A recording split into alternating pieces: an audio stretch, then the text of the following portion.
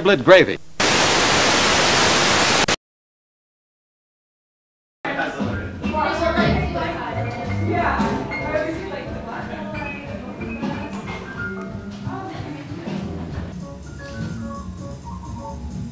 You know, you can really outfit a guy in a bunch of different styles in the store here. You could walk out with like skinny jeans and a men's button-up that's like a fitted button-up and look pretty classic. Or you can go full contemporary, you know, a little bit more conceptual really easily. I really like both, and I really like mixing both, and I don't think there needs to be a store that has just men's button-ups and denim. I think you can mix it with, and there doesn't need to be a store that's only a bunch of like crazy flowy stuff. It can be mixed really well, and I think it works really well. And it gets good. Then you actually have a great opportunity for some creativity to come from that. It's fun because I'm actually buying pretty much for myself, you know. So I'm developing a store that I want to see. I'm lucky enough to feel like it doesn't exist in other stores, like the mix of clothing. So working to find, you know, the streetwear brands and mix it in with the brands that aren't streetwear and bring it in and have it all kind of live in one place. People getting out of like the hardcore heritage thing and getting into trying out some new different styles with, you know, different darker colors and different fits and different hemlines and different style pants and, you know, the whole thing.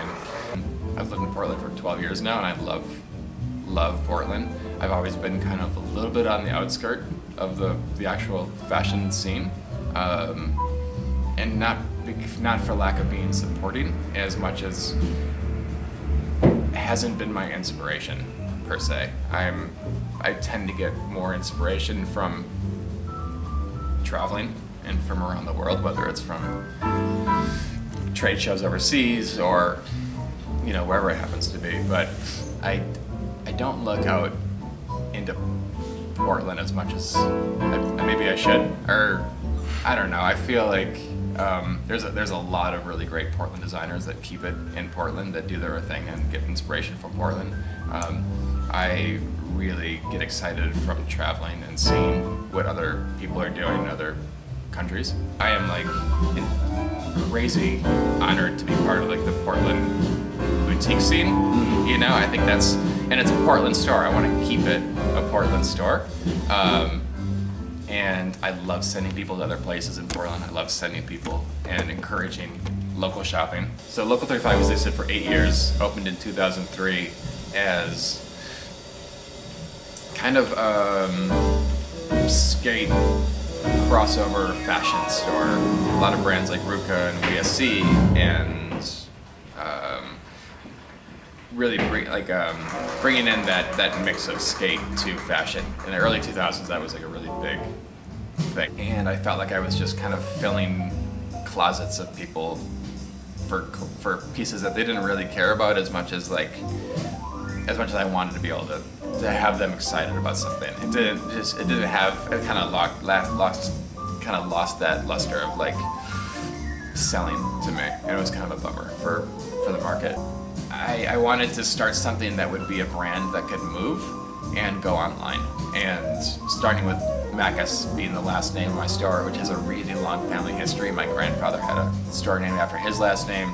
My mom has one named after my grandfather. My dad had one named after himself and me together. It just seemed like the easy thing to do. It's always been really positive, and if it wasn't positive, I wouldn't keep pushing so hard.